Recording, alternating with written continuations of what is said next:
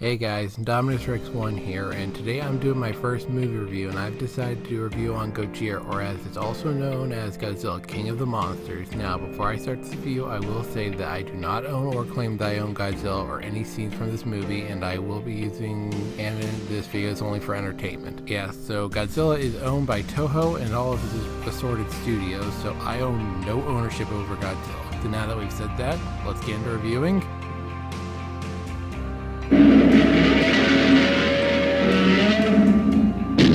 Godzilla. Now, being a Godzilla fan, I love the start. Even before the starting credits finish, I'm already excited hearing the original Godzilla scene. Now, the movie starts with what seems to be a military boat that is enjoying the cruise, which means something bad's about to happen to them. And sure enough, Godzilla, who we don't see, lets out his atomic breath, badly damaging and sinking the boat, but they do get a distress signal out. And here we meet one of our main characters, Emiko, and no, I'm not going to try to pronounce her last name, and she seems to be going on a date with her boyfriend, but her boyfriend works for a sea salvage crew, so he needs to go and look for the destroyed boat. So after they lose a ship, they send another ship to search for it, which is fine for them, but in a monster movie, it means they're dead.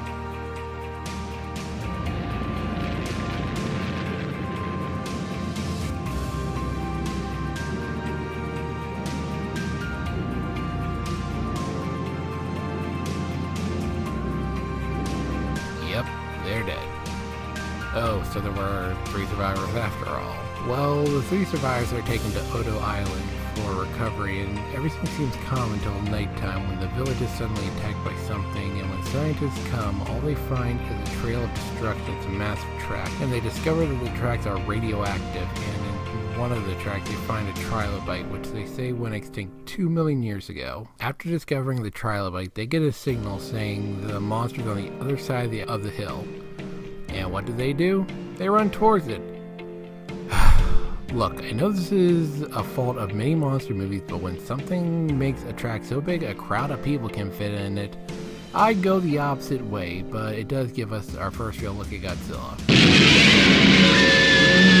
I will say I do love this scene. I am not going to complain, but in this picture, Godzilla looks a little, well, derpy. But I understand that there were very limited on time, and this was the original Godzilla design, and we can all agree, Godzilla has seen some worse designs, like this.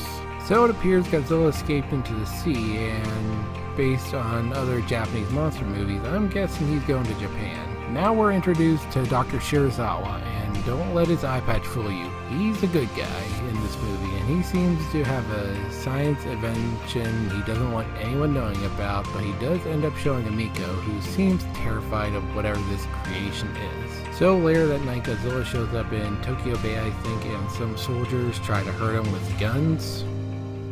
Okay guys, I know this was his first movie, but do you really think some guns will work on a giant radioactive dinosaur? And as expected, Godzilla storms through the city, destroying a large amount, just leaving, and I will admit that so far this is the darkest Godzilla movie I've watched, and I may be more into the giant monster battles, but this takes itself very extremely seriously. Well, after another attack by Godzilla, Miko tells her boyfriend about Shirazawa's invention, the oxygen destroyer, which, as in its name says, it destroys any oxygen, but it needs to be used in water, and after a while, Shirazawa decides to make one oxygen destroyer, but only one since he fears its destructive power, so he and Emiko's boyfriend dive down to where Godzilla is, and Shirazawa stays under and cuts his rope and airlines. After starting the oxygen destroyer, so the secret to making one would be lost, and both he and Godzilla die, even Godzilla's skeleton is disintegrated.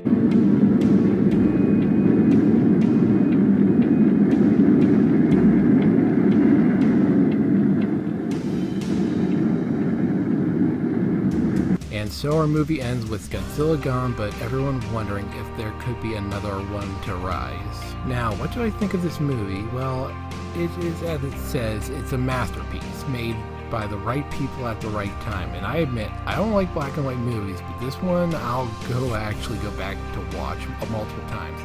And the effects are great for the time, so if I had to give it a score, I'd give it a 9.5 out of 10. So guys, that was my first movie review, and I'm hoping to do more in the future, so I hope you all like it. So, bye guys.